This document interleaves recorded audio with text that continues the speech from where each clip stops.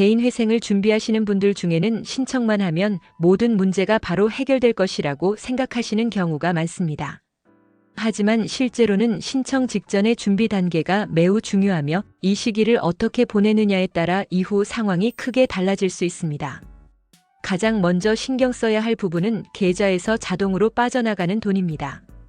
대출 이자나 카드 대금이 그대로 자동이체로 유지되어 있다면 당장 필요한 생활비가 부족해질 수 있습니다.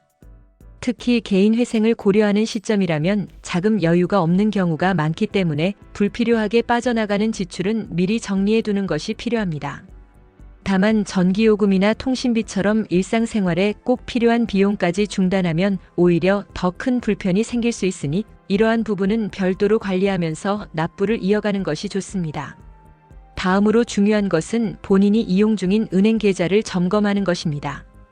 만약 대출을 받은 은행 계좌에 돈이 남아 있다면 금융기관이 이를 채무와 상계 처리할 가능성이 있습니다.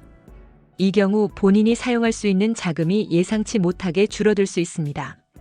따라서 미리 자금을 정리하고 대출과 관련이 없는 금융기관 계좌를 활용하는 방향으로 준비해 두시는 것이 안전합니다. 급여를 받는 계좌 역시 같은 기준으로 점검해 보시는 것이 좋습니다. 또 하나 놓치기 쉬운 부분이 법원에서 오는 서류 대응입니다. 지급 명령과 같은 절차가 진행될 경우 정해진 기간 내에 아무런 대응을 하지 않으면 바로 강제 집행으로 이어질 수 있습니다. 이때 중요한 것은 당장의 채무를 인정하느냐와 별개로 절차적으로 대응하여 시간을 확보하는 것입니다.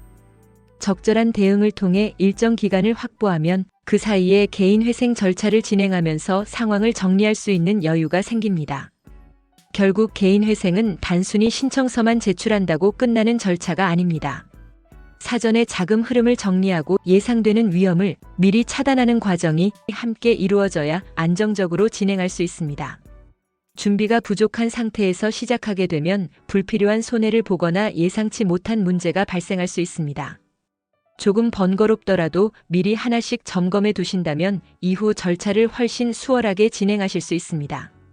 처음 준비 단계에서의 선택이 전체 결과에 큰 영향을 미칠 수 있다는 점을 꼭 기억해 두시기 바랍니다.